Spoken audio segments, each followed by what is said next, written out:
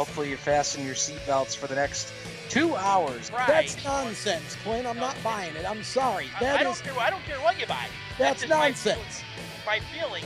You're not just buying a racetrack. You're buying a piece of American racing history right there. I mean, that's huge. The history behind the track, just mind-boggling.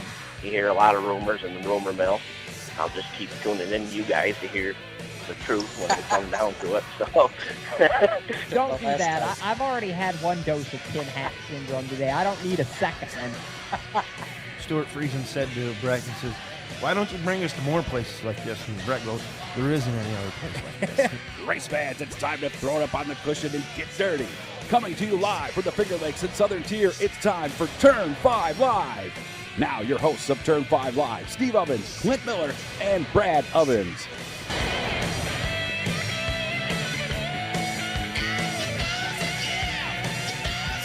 Welcome aboard, race fans, to this week's episode of Turn 5 Live here on the Performance Motorsports Network. Steven Ovens, Clint Miller joining you on the program here. Brad has got most of tonight's episode off as he's feeling a little bit under the weather tonight. He will join me at 9 o'clock tonight to help me close out the show here tonight. We've got several things to discuss tonight. We've got a couple of guests that are going to join us, both on the Race Chaser Online hotline as well as the Race Chaser Online Skype chat. We'll talk to John Stewart at the 8 o'clock segment tonight as he will come on board with us and discuss all of the lap sponsor and contingency programs that are on the line this Saturday at the Woodhall Raceway for the Woodhall 100, as that race being a Fight Night Street Stock Series event, pays $1,000 to win, and also all of the contingency and lap sponsorships, which Clint is approaching $5,000. Wow. What a big race we're going to have on Saturday night. Yeah, that's just awesome. And, it's only its second year in existence. So, it's just going to get bigger and better from here on out. It's going to be exciting for sure. And then, of course, that also coming here on the same weekend for the Outlaw Fall Nationals coming up here this coming weekend, Friday night and Saturday night shows. Just a monster 360 sprint car show on tap Friday night with the Patriot Sprint Tour, the Lucas Oil Empire Super Sprints, and the United Racing Club URC 360s. All three of those organizations coming together to put on this event. $5,000 to win, $400 to start. Non-qualifiers going to take away $100. Was just talking with Mike Emhoff, Clint, a little bit before we got on the program tonight, and kind of talked format on how things are going to work. And it is going to be exciting. There is going to be obviously heat races to help determine the starting field, but here's how it's going to work as far as qualifying into the show. You're going to have your heat races, but you're going to have cars that are going to go into two separate dashes on Friday night. Dash number 1 will determine positions 1 through 8, just like you would see at a World of Outlaws show, where there will be a dash, and the finishing order of that dash will be the determining factor of who starts in position 1 through 8. There will not be a redraw on the front stretch in front of the fans. They're going to actually race it out in a 6-lap dash, and that should be pretty exciting. The second dash, which is what you normally see with the Patriot Sprint Tour, will determine how you start from positions 9 through 14. The rest of the starting positions from 19th on back will be determined by heat race qualifiers as well as qualifiers from the B mains. And yes, Clint, we could have enough cars on Friday night that we have to run 2 sprint car B mains. It's been a long time since we've had to do that at Outlaw Speedway, so I'm pretty excited about that. Absolutely, that would be quite impressive. I like those sprint car shows at Black Rock and Outlaw now, and I can't wait. If we can pull 40, 45 sprint cars, that'd be pretty impressive. That would be. Of course, $5,000 on the line. we saw how exciting the show was between Mark Smith and Jared Zimbardi earlier this season back in August. I say back in August like it was a long time ago. Really wasn't that long ago, a little over a month ago. But that should just be spectacular. And really, Clint, what this is going to lead up to is, in 2017, I'm hearing the plans would be to bring back the 2-day fall sprint car classic at Dundee, like we used to have with the Bully Hill Nationals. Sure. Yeah, and, absolutely. The way scheduling worked this year, with Tyler Seary taking ownership of the track a little bit later on in the game, and things already having been planned and scheduled out, that couldn't happen this year. So just a one-day show on Friday night with both the Patriots and the ESS heading off into their separate directions for Saturday night. And then, of course, the Patriots have another show on Sunday. So if you run with the Patriot Sprint Tour, you got a busy, busy weekend with a lot of money on the line coming up here this weekend. So should be a blast, without a doubt. Now, something else we wanted to get to here in our opening segment, Clint, and I'm sure you've kind of seen some of the things that have happened and some of the comments and things, but today saw it live on Facebook Live on the Super Dirt Week Facebook page. The first 2 loads of clay were dropped on the front stretch at Oswego Speedway, and the clay now being spread all the way around the fast 5/8 mile. And, there was, leading up to today, Oswego, the Race of Champions, been quite a buzz with the drivers, teams, and fans, as some iffy weather over the weekend and a low fan turnout from what we're hearing, has called for the Race of Champions to be postponed to the end of October. And I know a lot of race fans and teams and drivers in particular, Clint, been a little fired up the last couple of days because the way the asphalt was prepared was not prepared in a fashion that they were communicated over the weekend. They were told that there would be plastic and plywood put down on the track, then the wood chips, the mulch, and the clay on top of that.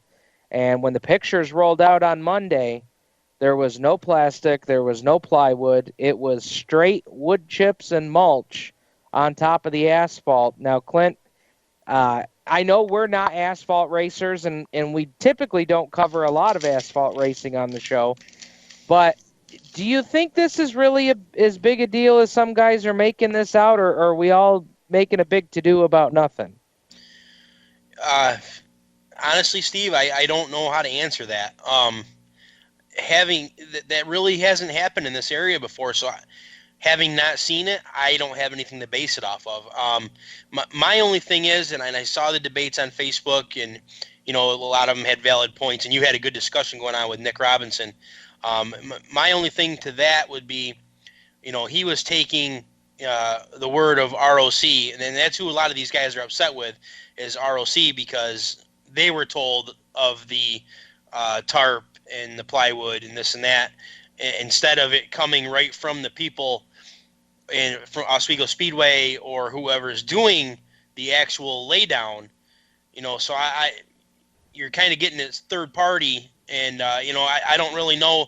I don't really think you can blame Oswego Speedway in this.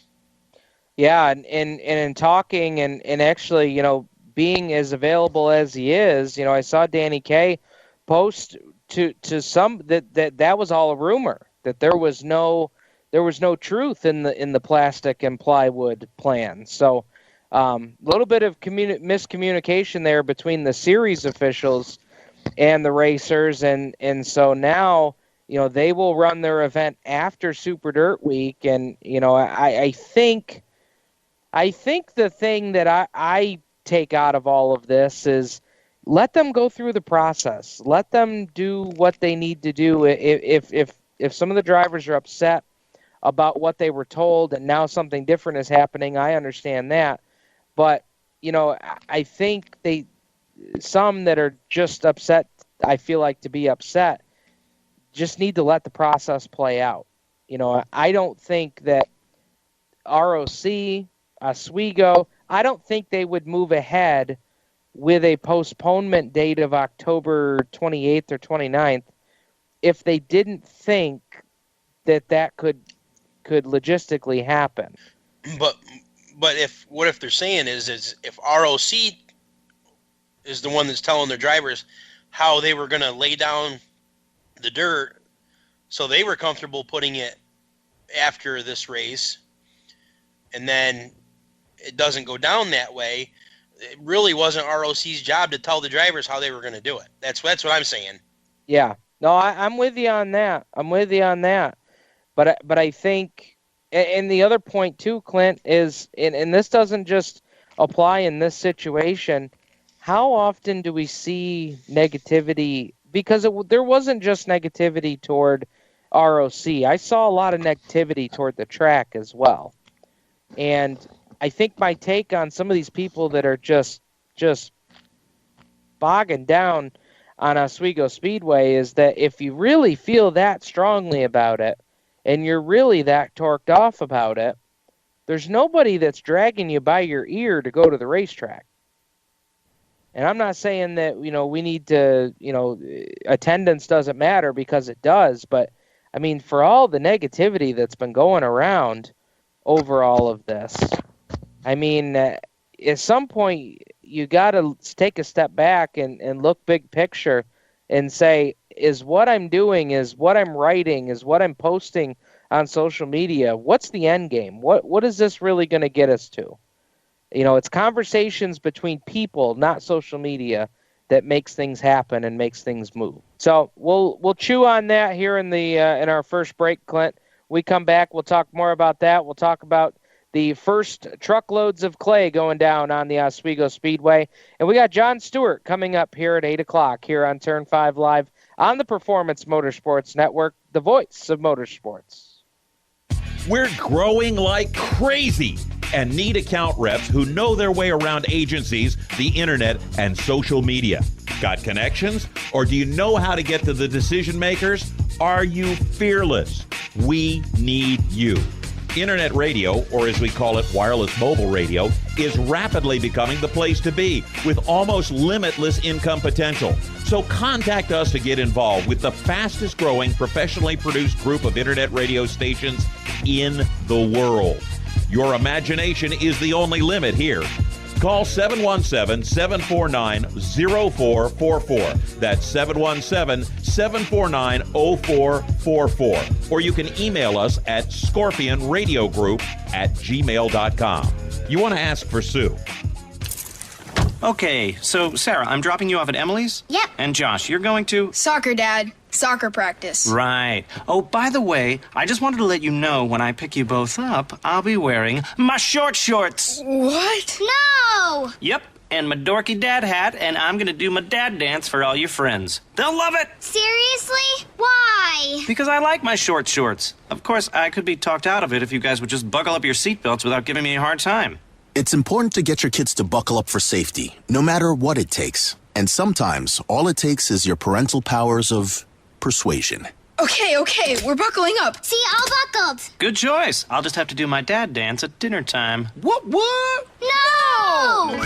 Do what you have to make sure your kids are wearing their seatbelts, even on short drives. Never give up until they buckle up. A message from the National Highway Traffic Safety Administration and the Ad Council. Visit safercar.gov/kidsbuckleup for more information. Creekside Entertainment is the official DJ, photo booth, and uplighting company of Turn 5 Live and the Performance Motorsports Network. Stuart Ovens and his staff at Creekside Entertainment are professional and experienced with events of any type.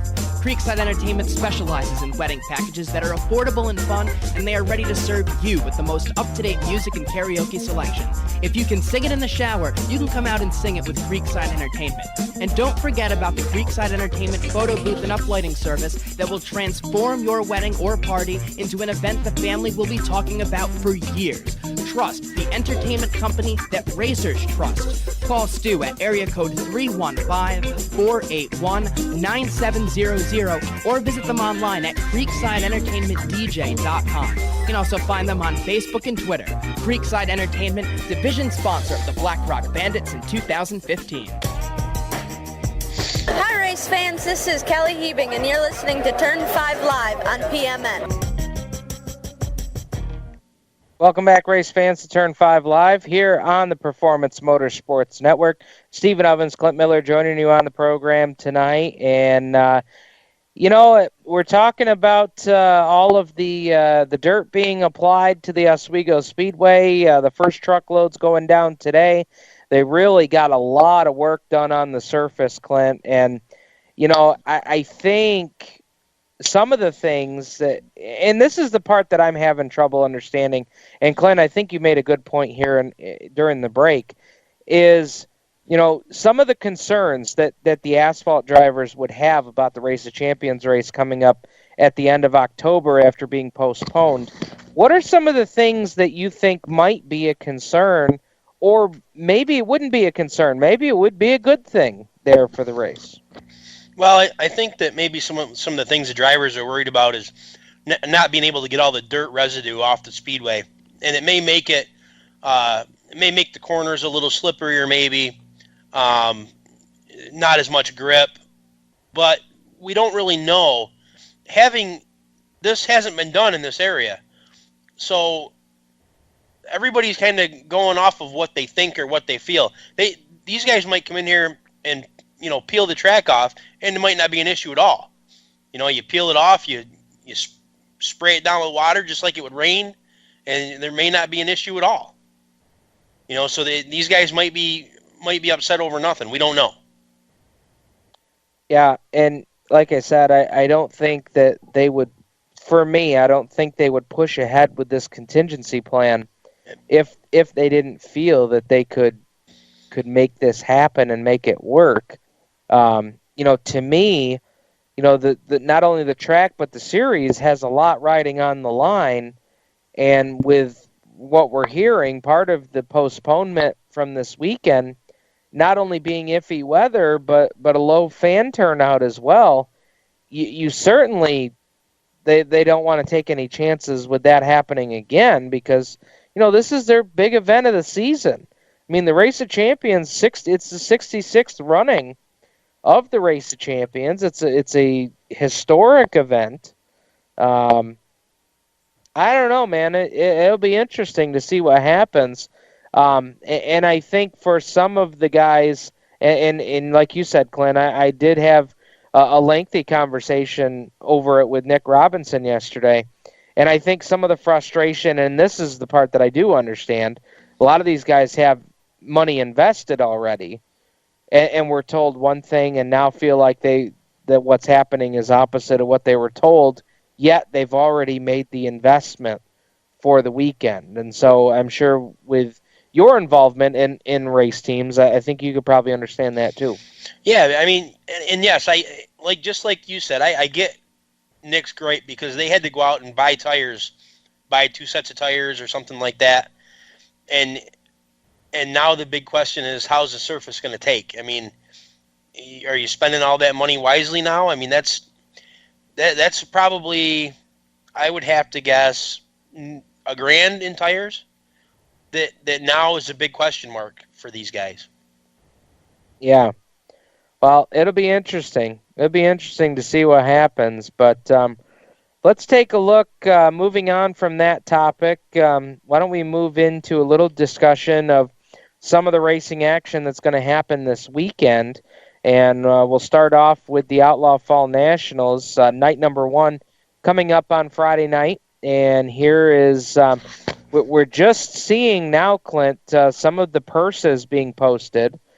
We've been waiting on those for a little bit to see what all the purses would be for Friday and Saturday night. But taking a look here, Friday night's purses are already posted on the social media account at facebook.com/Outlaw Speedway LLC. But we'll do a little rundown here. The 360 sprint cars, of course, that event, $5,000 to win, $2,500 for second, $1,500 for third, $1,200 for fourth, $1,100 for fifth place. Drops down to $600 for 10th, and of course $400 just to take the green flag. All cars that do not qualify will get $75 in tow money. Is it 75? I couldn't remember if that was amended or if it was 75. Yeah, it was amended here, and we're working on getting that updated graphic to put that out for everybody to see. But yeah, it's now $100 tow money for the 360 sprints. Looking at the Grit Hoosier, and that's an announcement all in itself, that the Hoosier Sportsman race on Friday night now is a Grit Series race with some events falling off the schedule for the Grit Series on the Hoosier side of things. They now had an opportunity to add this as a Grit Hoosier Series event, allow guys to come race and get their allotted number of races in to try and run for the championship. So now that's a $1,500 to win show. Plus the winner and the top 4 finishers get a guaranteed spot into Saturday night's show, which is a $2,000 to win crate sportsman race with open tires. So you could have Hoosiers or American racers. Or, Clint, if you've got a few McCreary stuck out in the shed, pull them out, man. Let's get her done. Oh, man. Second place on Friday night, $600, $400 for third, $300 for fourth, $200 for fifth, and then it goes down to a minimum of $100 to start for 24 starters there on Friday night. Now, here's the other race, and to me, Clint, and of course with our efforts with John Stewart and the lap sponsorships and everything, the street stock race Friday night is going to be huge. Not only is it $1,500 to win, which is only $500 off the Empire 100 winner's purse.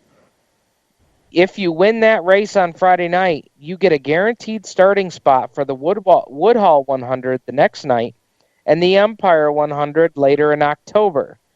If you finish second, it's $600 for second, plus an Empire 100 guaranteed starting spot for later in October. Third place is $300. Fourth place is $200. Fifth place is $150. And then, you go down to $125 for sixth. And a minimum, places 9th through 24th, Clint, $90 to start. This is going to be a big show for the street stocks on Friday night. Yeah, it is. We usually, Carl and I were talking in the shop the other night. The Empire 100 and the Woodhall 100 lapper. Those are the two coup de grace races that you look for, and those are the ones you want to be at, and those are the ones because you're going to have 30, 40 cars, and you got to beat a bunch of good guys to get in the race. And so this is what you look for. And now to add this one on Friday night, it ranks up there pretty good. And we had talked about if we didn't get a car done, it wasn't any big deal. But now you almost have to show up with a car. $90 just to take the green, you're silly not to. And looking from your guys' side of things, I mean, $90 to take the green flag, not bad for a few extra laps than what you would normally run in a feature event. So really not a bad deal to come out and do it. No, it's not at all. And any extra distance race for us is fun.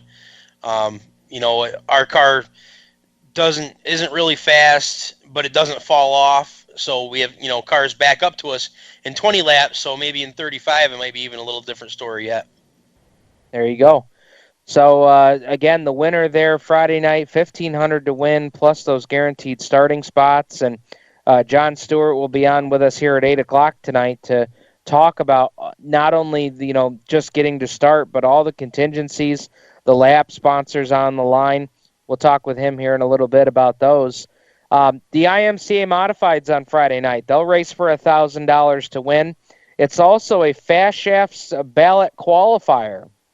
So that IMCA Fast Shafts Invitational voting that we saw around social media quite a bit of guys trying to get fan votes to get into that race at the Super Nationals in Boone, Iowa. This will automatically, if you win the race, you'll get $1,000, plus you'll automatically go on the ballot for the Fast Shafts Invitational for the fan voting. So that'll be big there on Friday night. It's $500 for second, $400 for third, $300 for fourth, $150 for fifth, and it is $90 to take the green flag for the IMCAs on Friday night. So we're looking for a big turnout there. We've got guys coming, one guy, A.J. Ward, coming all the way from Michigan to compete. I know a lot of the PA and southern tier of New York IMCA drivers are making their plans to come out and race on Friday and Saturday night, so it should be a great weekend. Matter of fact, defending track champion of the IMCA Modified, Sean Bruce, in the 7-star, planning on racing both nights. Sounds like they're gonna come out and camp for the weekend and park the hauler in the pits for the weekend and have themselves a good time. So, I mean, this is a great weekend to do that for sure. The 4 cylinders, this is a big one, Clint. $1,000 to win on Friday night. Plus the top 4 finishers are guaranteed starters for Saturday night. It's $500 for second, $300 for third. And just to give you an idea of how much big money this is for the 4 cylinders, if you finish third, that's the same as if you win a regular season race on Friday night, Clint. And boy, if you could finish first or second, boy, that's a cool payday on Friday night. And how great is that? I mean, how rewarding, for the 4 cylinders for consistently having the biggest field every Friday night to be rewarded with numbers like this to finish the year off with. Put your hands together for the 4-cylinder guys, making it, and most of the time, having the best races on the racetrack. So thank you guys. That's exactly what this weekend is all about for the 4-cylinder guys. This is a huge thank you and a huge pat on the back from Outlaw Speedway owner and promoter Tyler Seary. The 4-cylinders always had the biggest field every Friday night. And like you said, Clint, we say it all the time, they put on some of the best racing no matter what time of the racing card they get put on as far as schedule goes. Always a great race, always a can't miss. And boy, for $1,000 on the line, I can only imagine what this weekend will be like. And then $1,500 on Saturday night. But that's the purse rundown for the Outlaw Fall Nationals night number 1. We've got to step aside here, Clint. When we come back, we're going to have John Stewart on the line, and he's going to tell us all about the lap sponsorships and things available at the Woodhall 100 this weekend, and then the Empire 100 later on in October at Outlaw Speedway. We'll talk to John next here on Turn 5 Live on the Performance Motorsports Network, the voice of motorsports. Max Dairy Bar is a proud supporter of Turn 5 Live and the Performance Motorsports Network. Opened in 1974, Max Dairy Bar has been a Penn Yan, Cayuga Lake, and Yates County staple, serving the best Hershey's hard ice cream. They also have soft serve ice cream, their weekly yogurt special, sorbet flavors, gluten-free options, frozen Greek yogurt, and non-dairy lemon ice. Don't forget about their tricky 18-hole putt-putt course that will test your skill to see if you have what it takes to be a champion. Max Dairy Bar and Mini Golf, located on State Route 14A, just south of the village of Penn Yan, right on the way to Black Rock Speedway on Friday nights. Visit them online at www.maxdairybar.com or Max Dairy Bar on Facebook and Twitter. Stop by Max Dairy Bar and tell them Turn 5 Live sent you. We're growing like crazy and need account reps who know their way around agencies, the internet, and social media. Got connections? Or do you know how to get to the decision makers? Are you fearless? We need you. Internet radio, or as we call it, wireless mobile radio, is rapidly becoming the place to be with almost limitless income potential. So contact us to get involved with the fastest growing professionally produced group of internet radio stations in the world. Your imagination is the only limit here. Call 717-749-0444. That's 717-749-0444. Or you can email us at scorpionradiogroup@gmail.com. you want to ask for Sue. Creekside Entertainment is the official DJ, photo booth, and uplighting company of Turn 5 Live and the Performance Motorsports Network. Stuart Ovens and his staff at Creekside Entertainment are professional and experienced with events of any type. Creekside Entertainment specializes in wedding packages that are affordable and fun, and they are ready to serve you with the most up-to-date music and karaoke selection. If you can sing it in the shower, you can come out and sing it with Creekside Entertainment. And don't forget about the Creekside Entertainment photo booth and uplighting service that will transform your wedding or party into an event the family will be talking about for years. Trust the entertainment company that racers trust. Call Stu at area code 315-481-9700 or visit them online at creeksideentertainmentdj.com. You can also find them on Facebook and Twitter. Creekside Entertainment, division sponsor of the Black Rock Bandits in 2015. Hi, race fans. This is Nick Cooper, and you're listening to Turn 5 Live on PMN. Welcome back, race fans, to Turn 5 Live here on the Performance Motorsports Network. Stephen Ovens, Clint Miller joining you on the program tonight. And we are headed off to the Race Chaser Online hotline to bring in a guy who has put in an immense amount of work putting our lap sponsorship program together this weekend for the Woodhull 100. John Stewart joins us on the program. John, appreciate the time tonight, man. Hey, why don't we talk about this lap sponsor program for Woodhull? And before we even get into some of the prizes on the line this weekend, why don't you give us a little rundown on how it was that we've done that for the past 2 seasons for the Empire 100. Talk to us about getting involved here with the Woodhull 100. Well, last year, Joe Wilcox, class sponsor there at Woodhull, kind of pulled me aside at the end of the season last year and asked if we could possibly get involved with the Woodhull ones, because last year they run their inaugural 100 lap race, and I guess they kind of tried to do it on their own and didn't really accomplish much. They had 3 or 4 lap sponsors, but that was about it.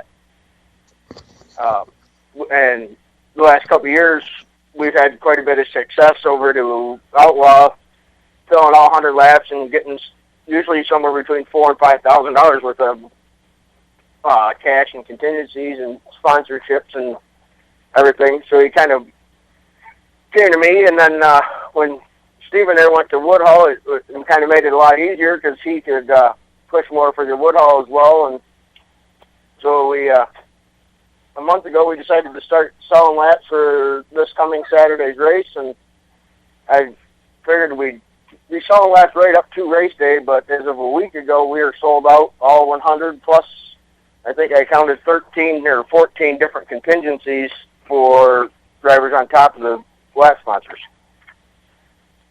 Did it surprise you how quick that the Woodhull laps, I know that in talking, we talk almost on a daily basis at this point, talking about the progress, but did it surprise you? Because I'll be honest, and Clint, I'll ask you here in a second too, but John, did it surprise you? Because it surprised me how fast the Woodhull laps filled right up. It did, and especially during the last 2 years at Outlaw, I know usually we start like a month and a half or 2 months before race day, and it takes almost all of that time, and I think we did did Woodhall's this year in a little less than a month is what it took us to fill 100 laps. So yeah, it kind of surprised me how fast they went once everybody realized what we were doing and got it explained to them. Yeah, they went really quick for what I thought. What's been the reaction from maybe some drivers or folks that are sponsoring laps? Because the thing that always strikes me, John, is that people are really a lot of them are a lot of the sponsors are drivers are in the class and other classes, so they're out. They like it because they're out supporting other drivers to try and keep especially bringing outside cars to the track to try and draw a bigger crowd and put on a better show for the fans. Oh, absolutely. Hey, man, why don't we take a look at the list here? We won't go through every single lap here, but why don't we go through the contingency prizes first? Because some of these are pretty exciting. Yeah. Well, I'll start with a new one we picked up last night.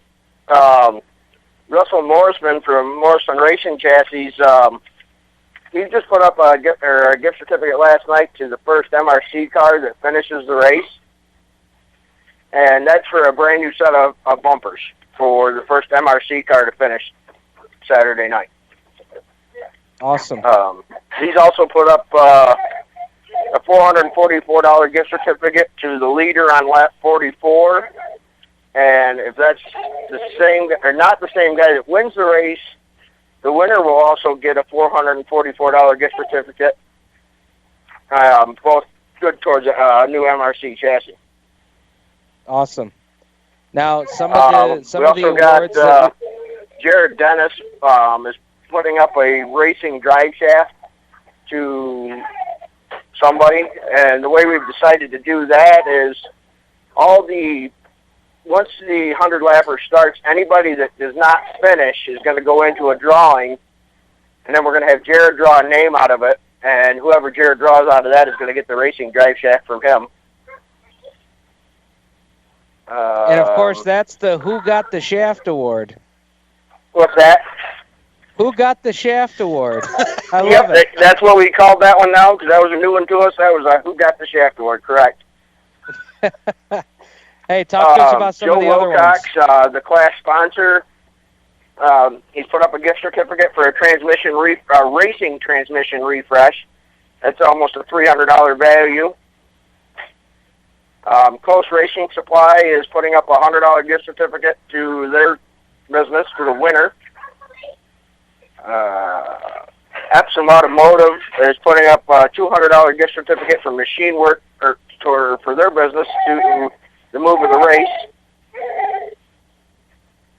And then we got, if the winner of the race is a Barrett chassis, whether it's a brand new one or an older one, they're getting a $300 cash bonus from Barrett. And then the other one that I kind of liked, it was a bonus put out from Turn 5 and Jared Hill. They both put in $100 in if the same driver wins Friday night at Outlaw this week and can make it to Woodhall and win the 100-lapper at Woodhall Saturday. As long as neither night is affected by the weather, that bonus is good for this weekend. Yeah. So, Clint, at $200 if you can sweep. We're calling it the September Street Stock Sweep. If you can win Friday night and win Saturday night this weekend. Now, I think there's some guys out there, Clint, that could get it done. I really do. Yeah, there's lots of guys that, continually run well over to at Woodhall and also run well at Outlaw. Kurt Stebbins comes to mind. Teddy Morrisman has run good at both tracks. Gene Balmer has run good at both tracks. So, yeah, there's probably 5 or 6 guys right off the top of my head that you could think of that could do the double. John, give us a little recap on some of the big laps, some of the big money laps throughout the field. I know for sure, Clint, that some of the laps that we're looking at, there's a lot of folks that sponsored $20 laps. But the cool part there, too, is that there's a lot of folks that have put some extra money on certain laps. I know Dennis Cummings put up a $100 lap. Steve Kent put up a $100 lap, of course, being on lap 92. So we thank those guys for doing that. John, what are some of the other ones you have there? We'll just hit a couple of the bigger ones. Let's see. Kurt and Bonnie Stebbins from KB Graphics, lap 26, are putting up a $300 gift certificate towards their business. I know lap 50, Dennis Cummings from Cummings Trucking, good friend of Kurt and Bonnie Stebbins as well, put up $100 for lap 50. Lap 33, Lias Tire is giving a 1 free tire to the person that collects that lap. Krolopski Roofing and Siding took a couple laps at 50 apiece. And then, like you said, Kent Motorsports took lap 92 at $100.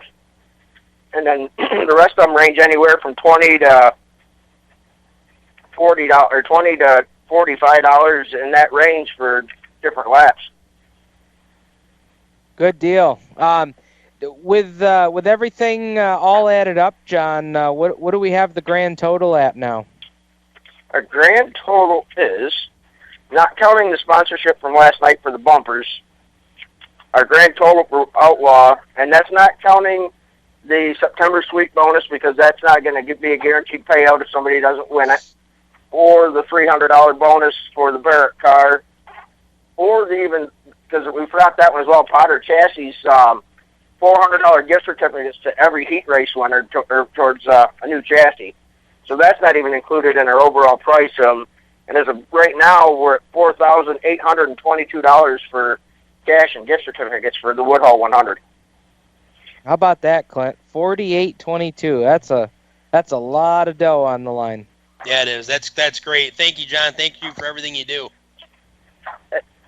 Hey, I get a kick out of doing it. I mean, the street's actually one of the better classes. They're starting to make a comeback with some of the upper classes, like the 360s stepping out. They're starting to phase themselves out. So a lot of them guys that were running them bigger cars are looking for a place to go, and a lot of them can't afford to move up to a modified or a sportsman. So their only option is to fall back into a street stock and continue racing there. So it's only going to bring more cars to the area.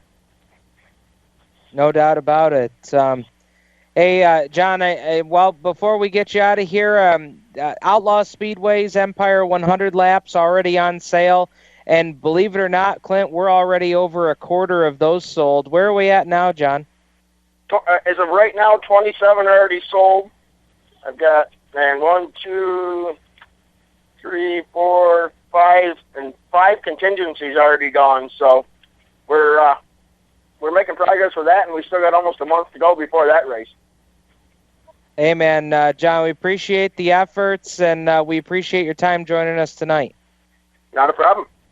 All right, that's John Stewart selling laps for the Woodhull 100 and the Empire 100 at Outlaw Speedway. We appreciate his time being on the show tonight. And Clint, I'll tell you, if it wasn't for John and his wife, Caitlin, and their boys, a lot of this, they put a lot of effort into this, and we can only do so much ourselves, and boy, he really does a nice job organizing everything for us. Yeah, he really does, and you just, like you say, you can't thank them guys enough, taking time out of their personal life to do it, and they got kids and they're a family, and it just goes to show you that how important racing is to a lot of people. No doubt about it. Let's step aside here, Clint. When we come back, we'll talk about the purses for night number 2 for the Outlaw Fall Nationals on Saturday night. Of course, headlined by the Big Modified Show. We'll talk about the purses for Saturday night, and we'll do a little rundown of everything happening Saturday at Woodhull as well. Next, here on Turn 5 Live on the Performance Motorsports Network, the voice of motorsports. Parents, your son or daughter has had their license for a while now, but you want to make sure they're prepared for any situation they may face on the road. High school driver's ed doesn't teach them to drive defensively. They need to be prepared for any highway emergency.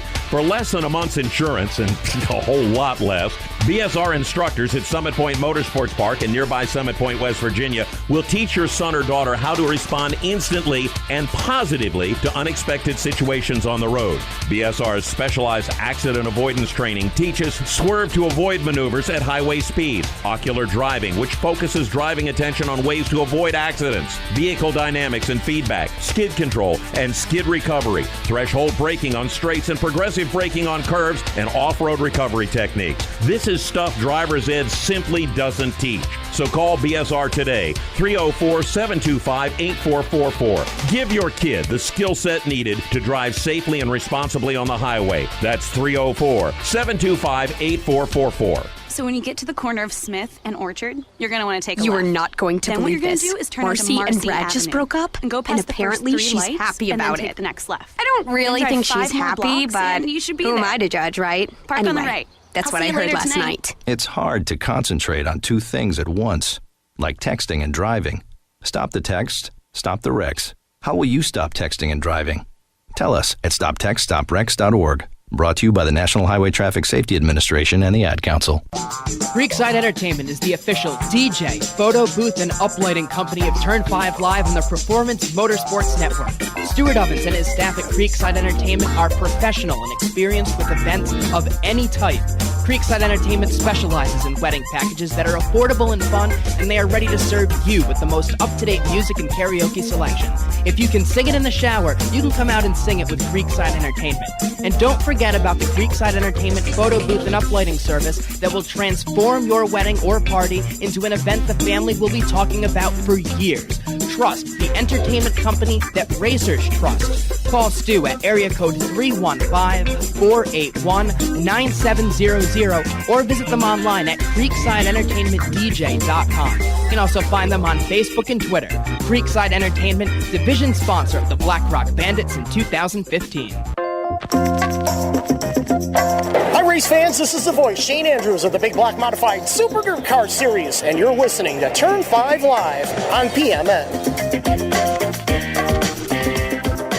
Welcome back, race fans, to Turn 5 Live here on the Performance Motorsports Network. Stephen Ovens, Clint Miller joining you on the program tonight. Coming up in our next segment at 8:30 tonight, Jacob Seelman, managing editor for RaceChaserOnline.com, will be on board with us to talk all things dirt, including World of Outlaws, Super Dirt Car Series. And yeah, we'll retouch on that discussion, Clint, about the whole Race of Champions, Oswego, dirt being laid down, as Jacob, I'm sure, has some thoughts on that as well. We handed out some wine and cheese awards last night. So we'll just play it up as that. So Jacob will be on with us here at 8:30. But Clint, let's get into the purse structure for Saturday night's edition, night number 2 of the Outlaw Fall Nationals. And of course, the modifieds highlight the card on Saturday with a 40-lap big block, small block modified show, $5,000 to win. It's also leg number 2 of the Sunoco Challenge, $25,000 on the line if Tyler Seary can sweep the last 2 races. He already won race number 1. If he can win race 2 and 3, he'd take home $25,000 courtesy of Sunoco and Insinger Performance. But if another driver can win race 2 and 3, they could also take home $12,500. So I know we've had this discussion before, Clint, but now it all comes down to Saturday. Do you take Tyler Seary or do you take the field for the Sunoco Challenge? I'm taking the field. Okay. And I'll tell you why. Absolutely nothing against Tyler Seary. His car's fast. He's fast every week. It just seems like late in the year, the cream was rising to the top, and Steve Payne was faster. Alan Johnson was faster. Alan Johnson's got a couple new Bicknells now, and he's going to be a force to be reckoned with. There's just a whole bunch of guys that Gary Tompkins, Ron Cartwright. There's a number of guys that can take that from him.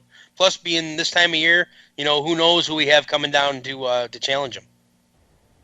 Not to take away anything from the other drivers in the field, Clint, but I'm on board with you, but I'll say this. There's 3 guys I got my eye on, and depending on what the track conditions are, being that Brady Foltz runs a 358, I would throw him in there as a 4th guy. So here's the guys I'm looking at, because I'm also going to take the field.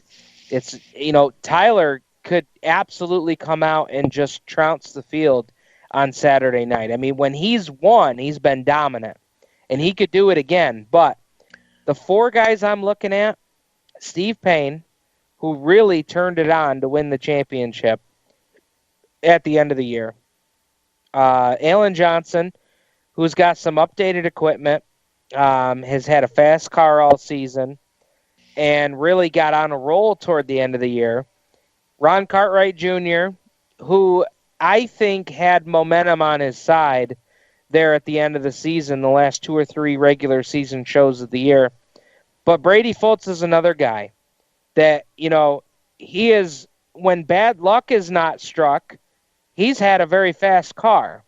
And so if he is able to get a great redraw, and again, it all goes to track conditions because he is running that 358, and so that can always play into, how the car works, how it handles, how it drives through traffic.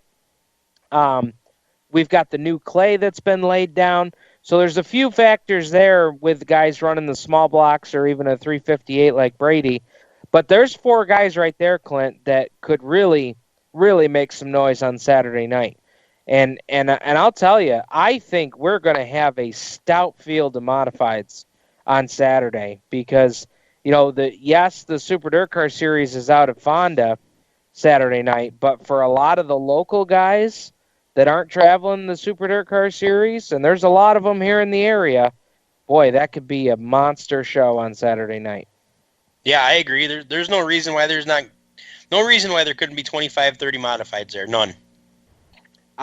Personally, and maybe I'm shooting for the sky here. I mean, I am the track's PR director. I think we could see 35 to 40 cars on Saturday. Yeah, Will it happen? I don't know. But I think there's a good chance you could see a good car count there. Now, you said there's a Super Dirt Car Series race in Fonda? Yes. Okay, so here's my question. Is Gary Tompkins following the Super Dirt Series? That's a good question. I don't believe he's following the series because I don't believe he raced the tour races up in Canada. I don't think.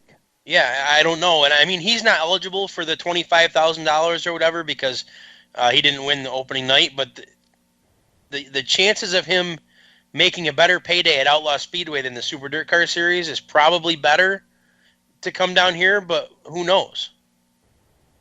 Well, I do know that the doctor, Danny Johnson, will be at Fonda. I did see that on their schedule that came out today. So we won't see Danny on Saturday night. Here's how the payout's going to go, though. $5,000 to win, $2,500 for second, $1,200 for third, $800 for fourth, $700 for fifth. And then just to take the green flag on Saturday night for 24 cars, it's $225 to take the green flag. So big paying show on deck for the modifieds. Looking at the Crate Sportsman on Saturday night, it's an open tire show. It can be Hoosier, can be American Racer. Pick your poison. First place will take home $2,000. And also a reminder, the top 2 finishers from Saturday night shows will automatically qualify for the Dutch Hogue weekend later on in October. So the Sportsman winner, $2,000 to win, $800 for second, $500 for third, $350 for fourth, $275 for fifth, and of course a crisp $100 bill just to take the green flag on Saturday night. Looking at the IMCA modifieds for Saturday night, again, $90 to take the green flag, and that's for positions 11 through 24. 10th place pays $100. 5th place pays $200. 4th place is $300. 3rd place is $400. 2nd place, $600, and $1,500 to win there on Saturday night for the IMCA modifieds. The 4 cylinders, their championship for the weekend, it'll be $70 to take the green flag on Saturday night, and that's from positions 10 to 24.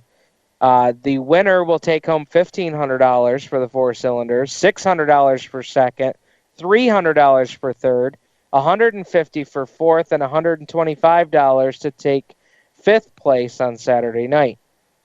Looking at the 600 micro sprints, and this will follow NY6A micro sprint rules. It's $1,000 to win for them, 20 laps the distance for their feature, $500 for second, $300 for third, $150 for fourth, and $100 to finish in the 5th spot Saturday night for the 600 micros. Positions 10 through 24 will pay $65 to take the green flag. So just monster payouts, especially for if you can nail down a win on Saturday night.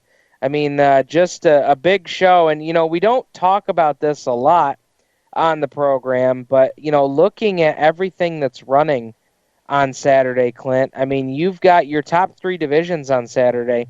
You've got $25,000 in purse money right there. That amount of money is phenomenal. And then you Outlaw Speedway for this time of year, it's fantastic.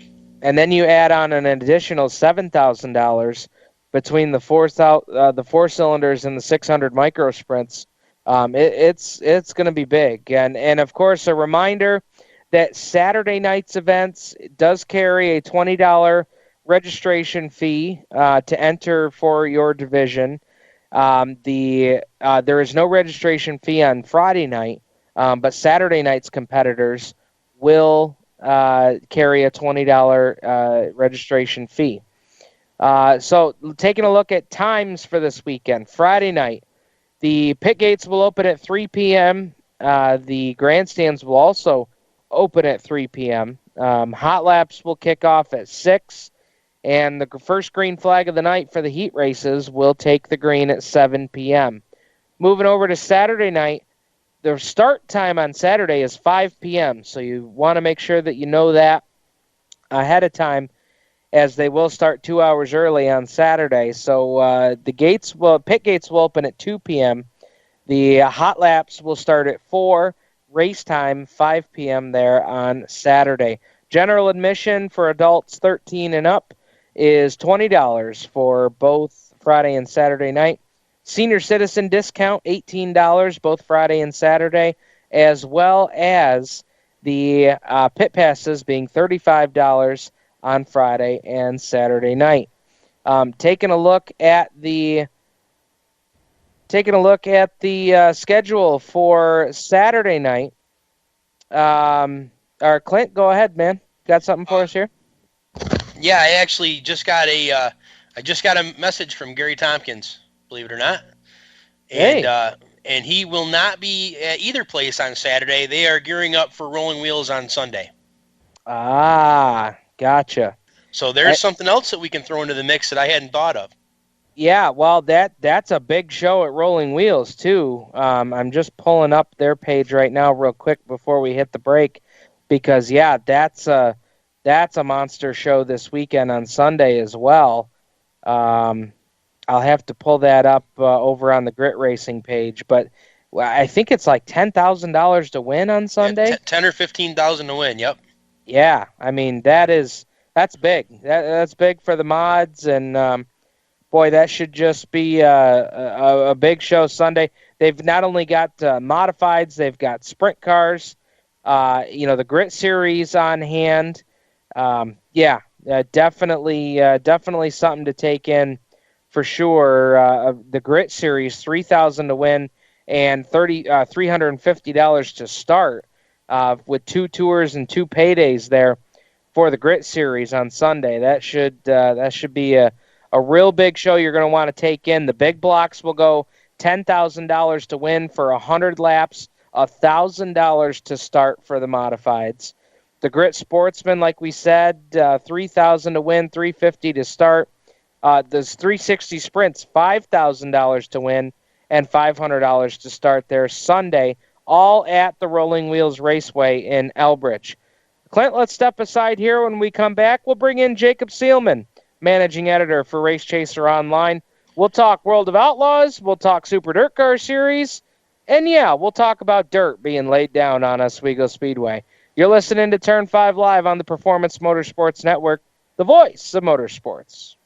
You own a performance car and you know how to drive, but you want to learn real performance driving. Well, Bunky, get that car off the street and onto the track. Summit Point Motorsports Park, the Mid-Atlantic's premier road racing facility, located just over an hour from D.C. in nearby Summit Point, West Virginia, is the place to go. And you'll find that Friday at the Track is going to give you what you need. For less than a monthly car payment, you can attend this regularly scheduled one-day instructional event in your street car on one of Summit Point's 3 world-class road racing circuits. You'll receive classroom instruction, skid pad instruction in their cars, including front and rear skid control, and 4 20-minute in your car instructional sessions from a professional instructor. Have fun. Go fast and really learn how to drive. Call 304-725-8444 for class schedules and details. That's 304-725-8444. Friday at the track at Summit Point Motorsports Park. Green light. Hey girl, school zone. I'm getting hungry. Car changing lanes. You want to meet me for pizza? Stop sign. Intersection clear. Yeah, street. Pizza sounds good. Ball in street? Girl in street! It's hard to concentrate on two things at once, like texting and driving. Stop the text, stop the wrecks. How will you stop texting and driving? Tell us at stoptextstopwrecks.org. Brought to you by the National Highway Traffic Safety Administration and the Ad Council. Here's an important message from RAD and this station.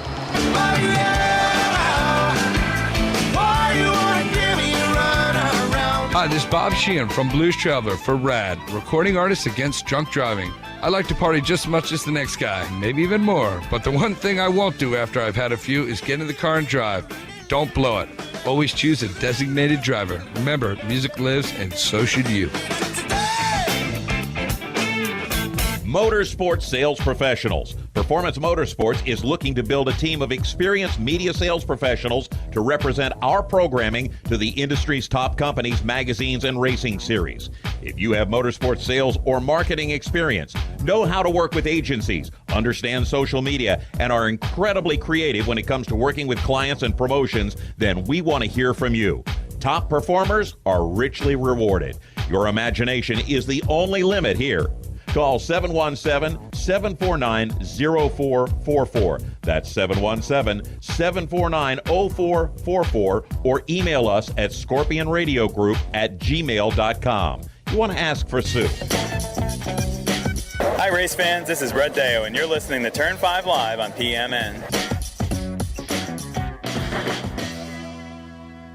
Brett Deo bringing us back from commercial break. And Clint, that's something else we should mention too.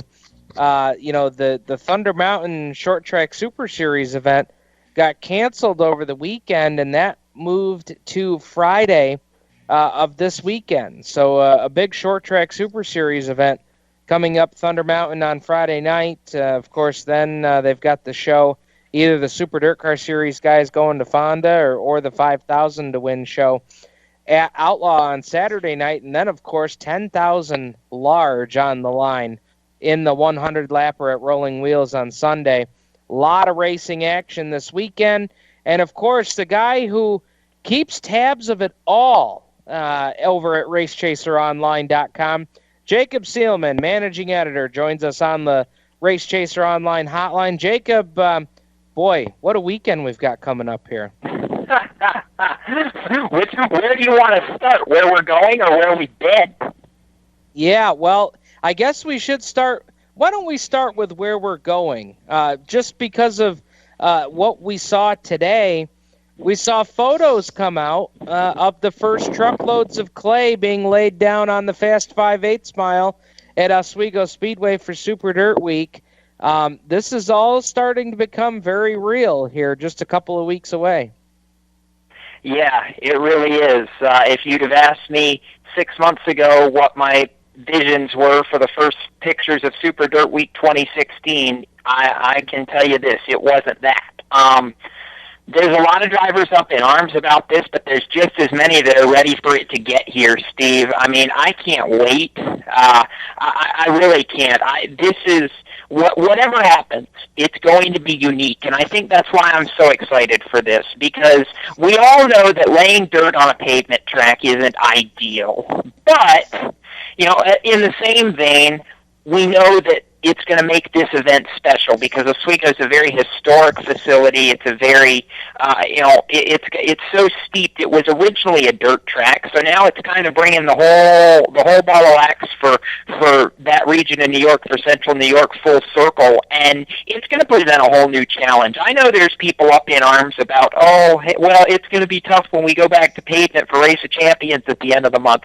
I don't want to hear their whining. I'm sick and tired of it. I'm ready to look at what we got right in front of us, and that's some good old-fashioned racing coming up here in just a couple of weeks, Steve, because good grief, whether you love the idea, whether you hate it, it's what we're stuck with, and I can promise you this much, this is the most talked about Super Dirt Week we've ever had, and we haven't even started it yet. Well, that's just it. And, you know, they had a Q&A session with a few drivers today, one of which was Otto Sitterly. We'll talk about him in a second. But one driver that had some interesting comments was Peter Britton. And, you know, yes, you're right, Jacob. If anything, it's going to be unique. But what Peter Britton mentioned this morning at the ceremony was this is something that, you know, they don't have a setup book for Oswego. They're going to have to try and take their setup book from some place that they feel like is similar. But again, even that may not work out because it's a different surface. There's a lot of variables here that, you know, on top of the fact that you can bring your short track car now to Super Dirt Week and be competitive, there's a lot of variables for the guys that are at the highest levels of the sport right now.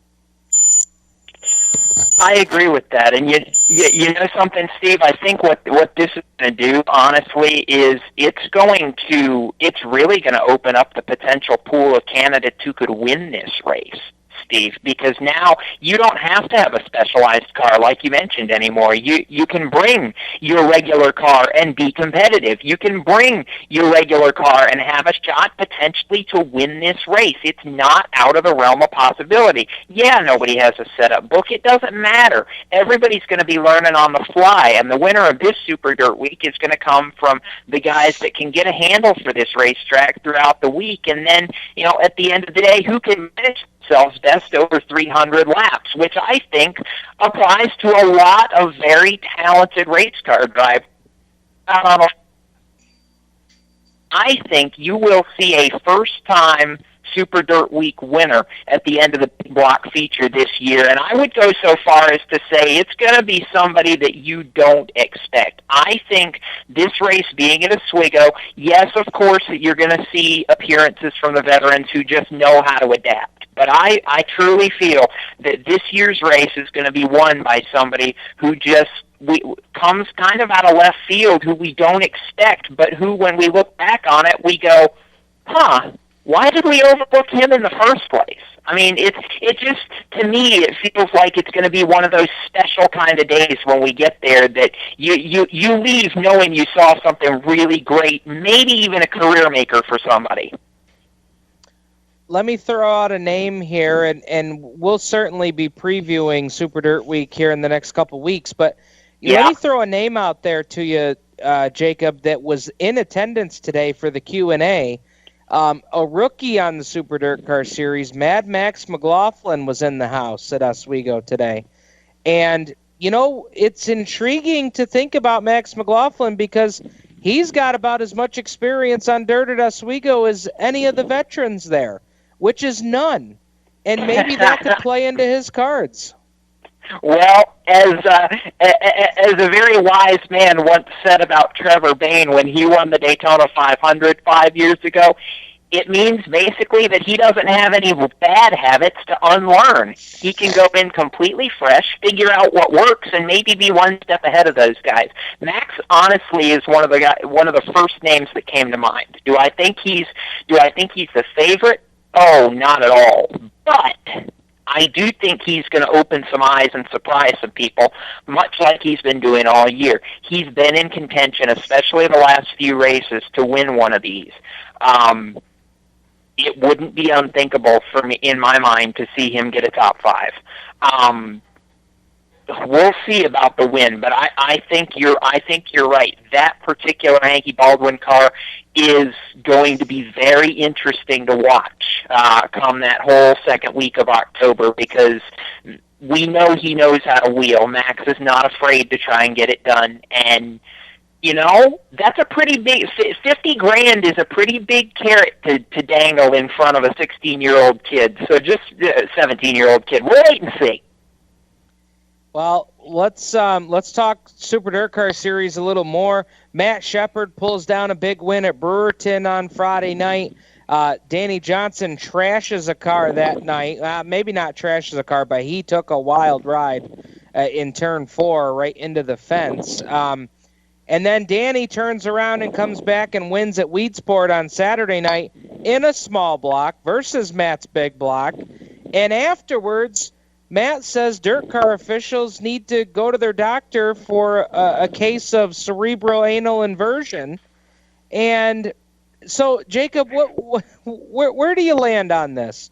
Small blocks versus big blocks, they've always been allowed to do it on the series.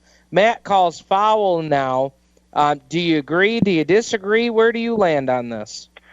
I got a couple of things to say here. Number one, I have always been a Super Matt fan, but I'm going to lay down the iron fist here.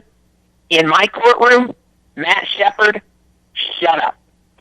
I don't care what you think about small blocks beating big blocks. The fact of the matter is, when you're running a big block series, that's the maximum spec of a motor that you can run.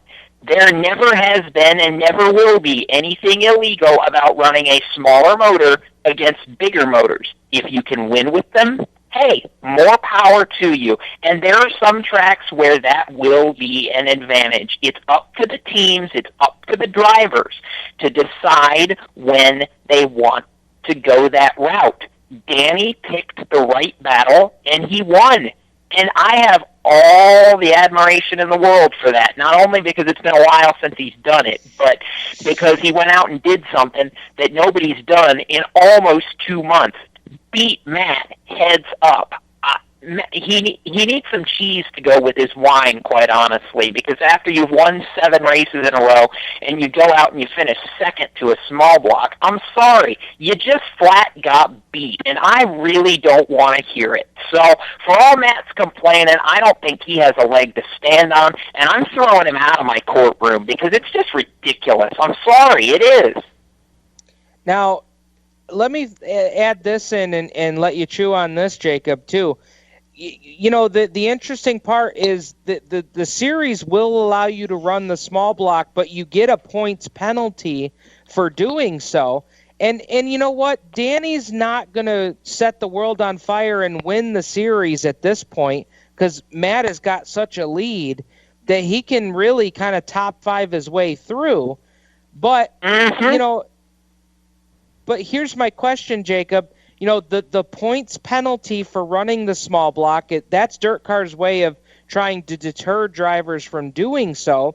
And you know, Matt beat Danny last time at Weedsport with a big block versus Danny's small block. And the odd part is it wasn't Danny's choice. They're out of big block engines. That's all they got left in the shop is small blocks to race with right now. So do you think the points penalty, like, you know, the fact that Dirt Car does that to try and deter drivers, are you good with that? Because I feel like that's okay. There's the penalty there to do it, but if you choose to take the penalty and you still win, hey, more power to you. Well, that's exactly right, and you're correct. It is Dirt Car's way of trying to deter that practice, but at the end of the day, if you're out of points fight and you think you can use that strategy to win a race, or in Danny's case, you don't have any alternative, more power to you. Go for it.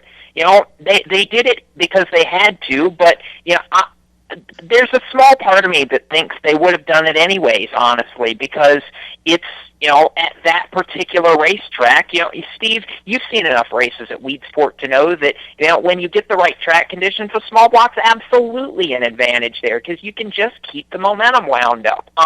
You know, yes, Dirt Car tries to deter the practice with the points penalty, and I'm okay with that. I mean, you know, it's a big block series. It really ought to be treated as such, but you know, at least they have the alternative, even with the points penalty, so that if you're in a situation like Danny's in, you can go, you can go through with that. And again, he's not in the points battle anyways, so I think it's honestly a little bit of a moot point. But to answer your original question in, you know, basically short, quick sentences, yes, I'm okay with the points penalty. I'm okay with the practice that's in place, and everybody just needs to move on. All right, fair enough. Hey, let's step aside here, Jacob. When we come back, we'll talk World of Outlaws because we've had plenty to talk about there, haven't we? Amen, brother. All right, we'll talk World of Outlaws when we come back here with Jacob Seelman next on Turn 5 Live, right here on the Performance Motorsports Network, the voice of motorsports. For 17 years, Stock Car Steel has been a leading materials supplier to the racing industry. Now they're also an official motorsports content partner of Race Chaser Online. The biggest names in NASCAR trust Stock Car Steel for all their raw materials, such as carbon steel, chrome moly, DOM, aluminum, plastics, and much, much more. You can't build a race car without the basic materials, and Stock Car Steel is the place to get them. Don't forget to also visit Stock Car Steel's sister company, SRI Supplies, for racing and industry. SRI is your number one source for all your shop supply needs. Nuts, bolts, rivets, tapes, adhesives, cutting tools, chemicals, body shop supplies, paint shop supplies, lubricants, and more. A well-stocked race shop is a winning race shop, and the road to winning begins with 3 letters, SRI. For more information, visit stockcarsteel.com and SRI-supplies.com. You can also find them on Facebook at Stock Car Steel and Aluminum, or call either company toll-free at 1-888-752-7272. Creekside Entertainment is the official DJ, photo booth, and uplighting company of Turn 5 Live and the Performance Motorsports Network. Stuart Ovens and his staff at Creekside Entertainment are professional and experienced with events of any type. Creekside Entertainment specializes in wedding packages that are affordable and fun, and they are ready to serve you with the most up-to-date music and karaoke selection. If you can sing it in the shower, you can come out and sing it with Creekside Entertainment. And don't forget about the Creekside Entertainment photo booth and uplighting service that will transform your wedding or party into an event the family will be talking about for years.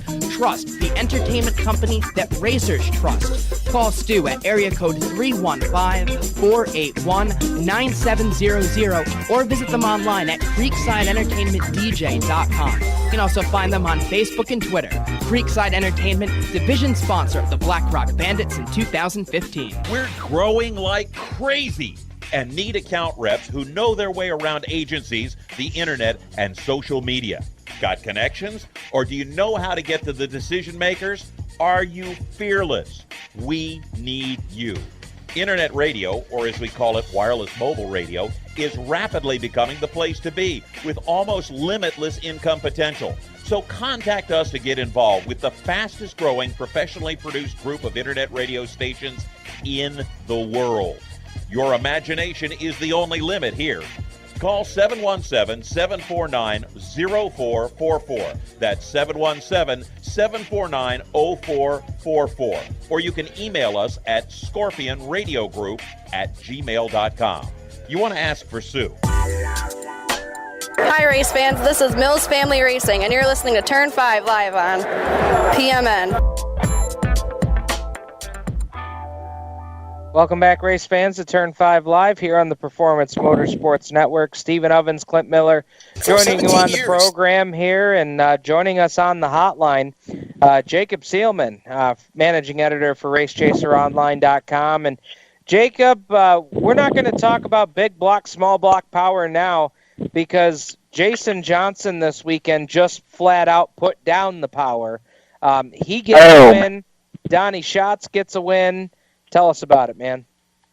Well, Jason Johnson getting a win in Colorado at El Paso County was a big, big deal. And Schatz, that was a strange night all the way around. I mean, Schatz tried to do things for a while, and then it just didn't work. And, this is a big win for a guy who won the Knoxville Nationals by beating Donnie to come back and get another win. That's huge momentum. It's his third win of the season. It's a confidence builder for that team for the rest of the year, and it proves that Knoxville Nationals victory wasn't a fluke, that they can get it done elsewhere on the road. I think that's the biggest thing I take away from that victory last Wednesday. As far as Donnie's win on Friday night at the Clay County Fair, what can I say? What is there left to say about what this man has done? 226 times in his Outlaws career, he's done this. He just finds a way. He pulled away on a green-white checker finish. He passed Darren Pittman with 2 to go to win it, and just basically left serve that he's not going to be denied in a situation like that. He's the best closer that the Outlaws have. It's one of those deals where you just, like you said to me once, Steve, you can't count him out, and that was the case right there. It was Darren Pittman and Logan Schuchart, and they believed that it was going to be their race, and caution changed everything. And Donnie says, "Hey boys, you forgot about me. Don't do that." And he went and took it. 22 wins on the year now. He's coming very close to having about a 2-race lead in the standings. There's a chance he's going to have this all locked up before we ever get to World Finals here at the end of October. It's not a guarantee, but if he can get on a hot streak and win a few more races, it's going to be very, very likely. This whole 3 Outlaws races has been one of a string of epic proportions. And when you look at Saturday night, when you go to the High Bank Nationals at US 36 and think about Joey Saldana, who got a big one, not the biggest one that he's looking for, but a big one. 99 career wins now for Joey. The Brownsburg Bullet is almost to the century mark. He's trying to join that very, very elite club of drivers who have won 100 or more Outlaws features. I think the list stands at 6 right now, and Joey's looking to become the 7th. If math serves me correctly. I think he's going to get it before the end of the season. That Roth Motorsports team, Joey going over there to work with those guys, with Dennis and Teresa Roth, that has been a career revitalizer. He has looked like the Joey Saldana of old this year. Not that he didn't look solid at Modern Motorsports, but this team, going back there, this is where he started his career, Steve, and to be able to see it potentially come full circle and get his 100th win with them before the end of the year is a big deal. I know it's on Joey's mind. He said as much in the winner's interview, and now he's just got to try and do it. And there's a few tracks that are coming up that are very good to him, too. I'll throw it back to you kind of like I did the other night. I mean, from your shoes, guys, how big is it right now, this quest, and for Joey Saldana to become one of those fraternity that has 100 wins on the Outlaw Tour? Because all of them are Hall of Famers. Well, that's just exactly it. I mean, this is going to be a big mark for him to reach. He's already, Jacob, he's already up in that upper echelon of drivers. But Clint, if Saldana could get this 100th win here before the season's out, he's going to put himself in such esteemed company. That, I mean, what a feat. Yeah, it's just amazing. It's just amazing because it's not like he's been in one car his whole career. He's bounced from ride to ride and been able to win in all of them. And I think that just goes to show you right there how good Joey Saldana really is, because he's had to do it in different equipment all the time. I want to say he's done it in 5 different cars, Clint, if memory serves me correctly. It's 4 or 5 different cars that he's jumped in over the course of his Outlaws career and won in all of them. Casey Kane, Roth Motorsports, Modern Motorsports. I mean, you name it. He's driven just about everywhere except TSR, and I promise you, if you put him in the same car that Donnie Schatz is in, he could go out and win 15 or 20 features a year too. Oh, sure, yeah. I don't doubt that at all. Oh, yeah. There's no doubt about that. And, Jacob, that brings up a good point here, because, you think of, okay, what track could he do it at? Boy, what an opportunity here at Eldora. I mean, we could see it happen this weekend.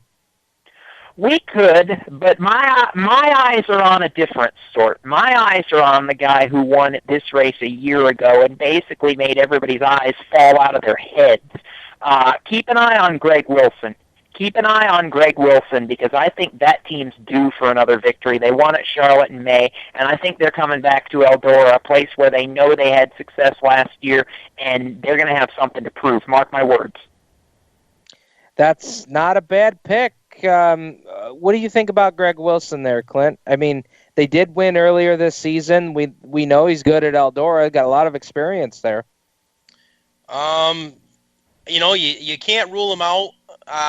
He wouldn't be one of my top 5 picks probably to win, but I wouldn't rule him out, and he would definitely be a good dark horse pick for sure. And, Jacob, we start to get closer and closer to these big, you've got the National Open, we've got the Four Crown this weekend. Then we start closing things out as we get closer and closer to the World Finals. There's a lot of opportunity here for even though Donnie's kind of put the championship almost out of reach, still a lot of chances for some guys to end their season on a real high note.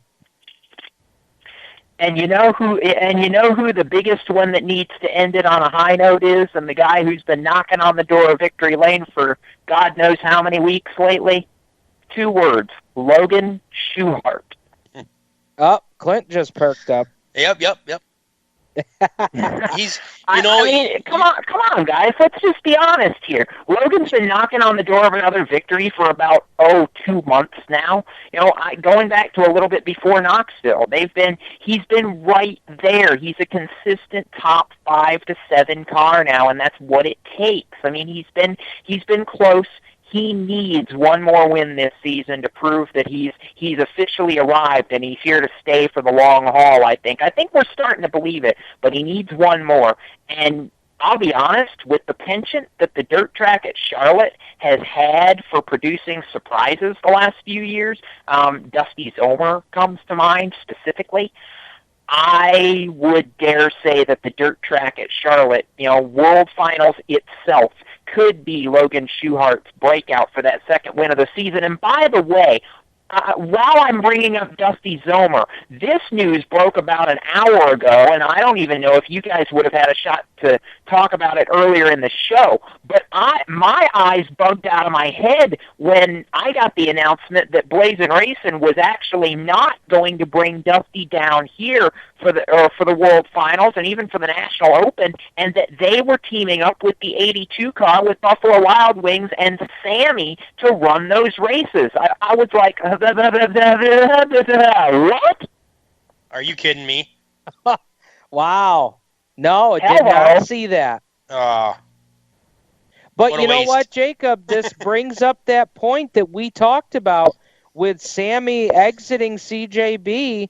What team could he land with, to run special races, not run the full schedule and not even run 50 races a year, but run the big ones, run, the Knoxville Nationals, run a couple weeks before the Nationals. Terrible. Maybe this is something we're going to see in the future. I'm just disgusted. I don't know. And Clint, I think the biggest worry that I have here, and it is, if that happens, what happens to Dusty Zomer? Because he's too good of a talent, especially in the Midwest and with that team, for somebody not to snap him up. He proved he belonged at Charlotte last fall, and just while I'm not disappointed to see Sammy stick around for a few more races, I'm gutted for Dusty because it's like you just want to see the kid from South Dakota do well. Dang it. Oh yeah, and you know what? He's proved himself too. That's the other part. He's proved himself out there. Oh, he really has. National Sprint League, World of Outlaws, whatever it's been this year. I'm a very big Dusty fan, and I hope he finds something to put together for these last few races this season, guys. It's just one of those situations where you wish him well, and I think the biggest thing in that release was that that team has not solidified their plans for next year yet. So I think, as you were alluding to, Steve, that could be very telling of where we see Sammy Swindell end up for 2017.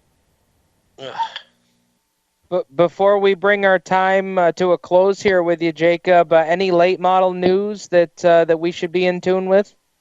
Well, there was this little race over the weekend at Knoxville. You might have heard of it before. The Lucas Oil Late Model Knoxville Nationals.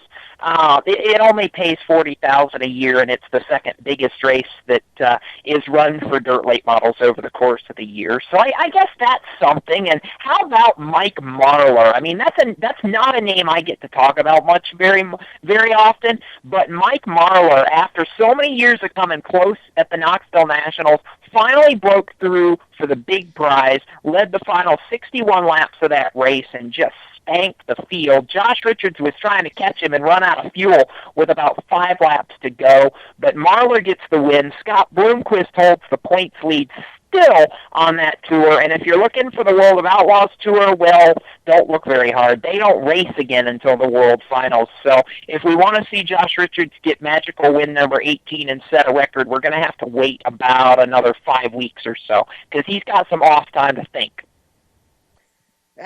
I don't get it. They're off for 5 more weeks. Are you kidding? I know. With all the races that the sprint cars are running, why can't we put the late models anywhere in October? What the heck, guys? Hello? Dirt car, wake up. Cough, cough. 5 Crown Nationals. No. I would never, ever put them on the 4 Crown card at Eldora. No. Eldora is sacred ground, and 4 Crown is a sacred weekend. By the way, yes, USAC Silver Crown midgets and sprint cars, plus the All-Star Circuit of Champions. There's a couple of guys that are running all 4 races for a shot at $100,000. It's $25,000 if you can win 3 out of the 4. Props to Roger Slack for bringing it back. The crowns are in the house, and somebody could just join Jack Hewitt as the only driver to sweep 4 Crown weekend on Saturday night. Well, Jacob, we appreciate the time, and always great to talk dirt track racing with you here on Turn 5 Live. Oh, yeah, love it. Anytime, guys. You guys have a great rest of your show, and we'll see you on the flip side. See you, Jacob. All right, Jacob Seelman, managing editor from RaceChaserOnline.com, RaceChaserOnline.com for all the news, views, and interviews.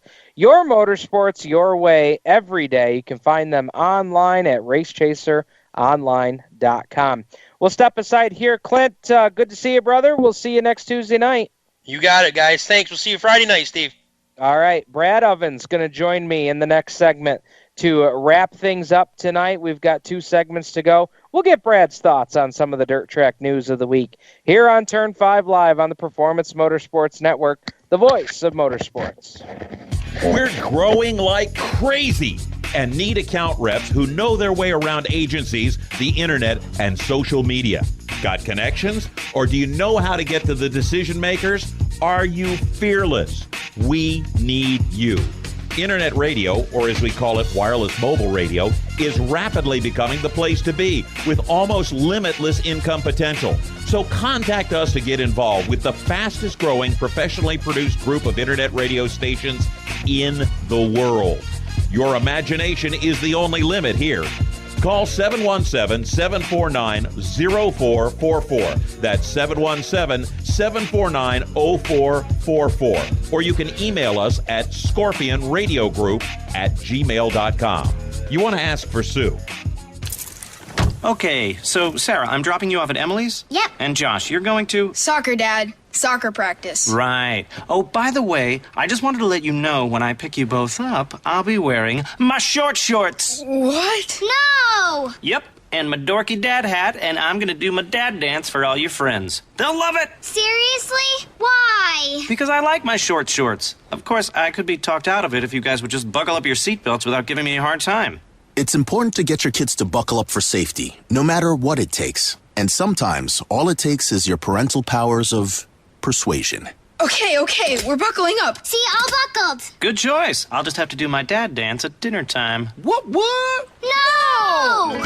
Do what you have to make sure your kids are wearing their seatbelts, even on short drives. Never give up until they buckle up.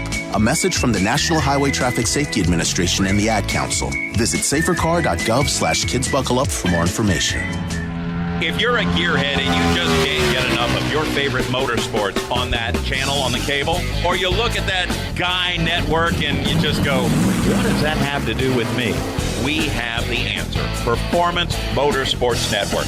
Right here on the internet. The best cruise and tunes, the best in motorsports programming, and the best shows. We have opinionated hosts, and we like it that way. If you want to get involved, if you want to bench race, be listening for information coming up soon right here on this channel, the Performance Motorsports Network. Your source for motorsports. Hi, race fans. This is Mel Thomas from Thomas Video, and you're listening to Turn 5 Live on PMN. Mel Thomas bringing us back from commercial break here on Turn 5 Live on the Performance Motorsports Network.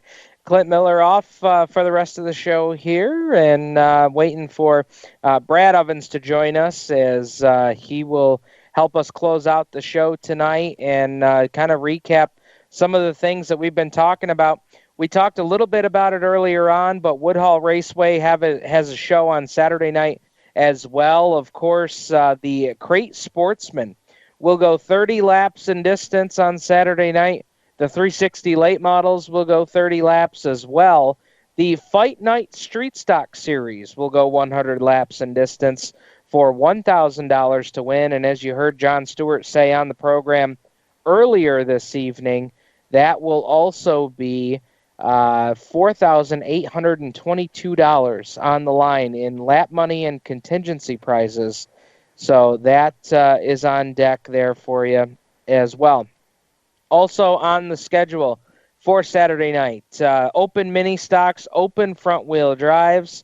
The regular divisions always put on a great show during the season, so should be interesting to see open mini stocks and open front-wheel drives there on Saturday night as the guys have more open rules. They can kind of let the rough side drag on Saturday night with the rules package there for both the mini stocks and the front-wheel drives. Now, Saturday, the grandstands will open at 3:30 p.m.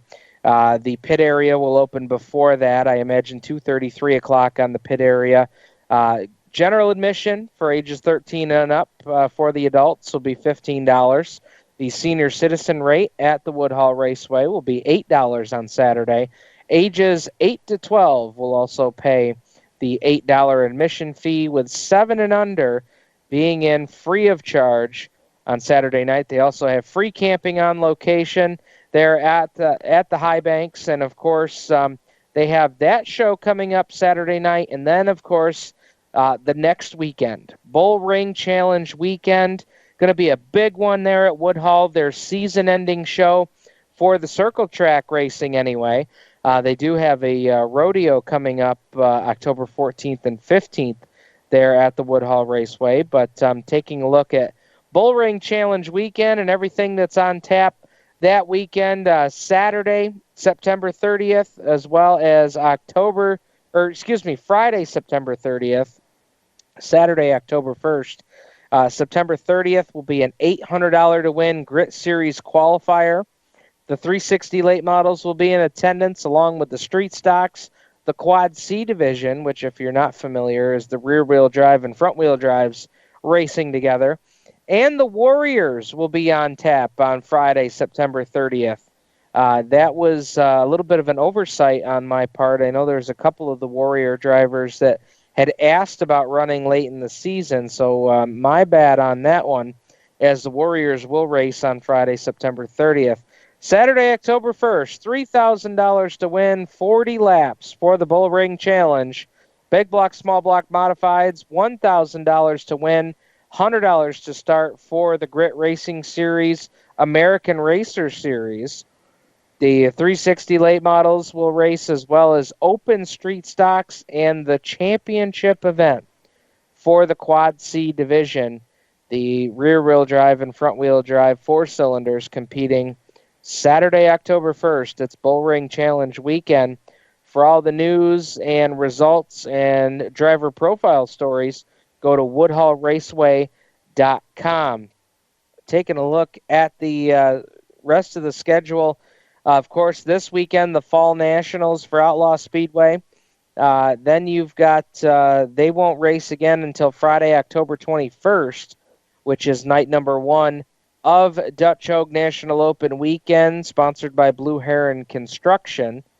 They've come on board for night number 1 of Dutch Oak weekend. And I'm sure it will be quite a special Dutch Oak weekend, as it is the first Dutch Oak National Open in which the namesake of the event will not be in attendance, as we lost Dutch earlier this season. And so that will be quite a weekend racing in the event named after the driver known as the Flying Dutchman, and a hero, and a driver that so many people in this area looked up to. So many people had been, whether you had a cup of coffee with Dutch or whether the guy bought you breakfast, just a legend in our sport. And already sadly missed, and it will be quite a weekend, October 21st and 22nd, for the Dutch Oak National Open weekend at Outlaw Speedway. Taking a look at, we still got some results. The Hill Speedway, still in competition on Friday nights through the end of September out there in Monroe, Pennsylvania. We always get to their results when we can, when they're available. And Friday night out there, the IMCA style modifieds, Keith Lamphere, there's a familiar name, track champion at Outlaw Speedway in the past. He picked up the win on Friday night. He beat out Gary Lamphere. Not a lot of drivers can say that they've been able to do so. Lamphere got the win over Harry Ely. Gary Lamphere was third, Bobby Maynard fourth, and Brandon Hilliard the top 5. The street stocks were won by Chad Ely. So Chad Ely got the win. Rich Sharpstein finished in the second spot. Doug Stack Jr. in the third spot. Dan Force was fourth. Rick Brown, the top 5 for the street stocks. 4-cylinder front-wheel drives. Burt Maynard got the win. Matt McKernan finished in the second spot. Mike Ely was third. Nick Wesneski was fourth, and Bob Schultz rounded out the top 5 finishers.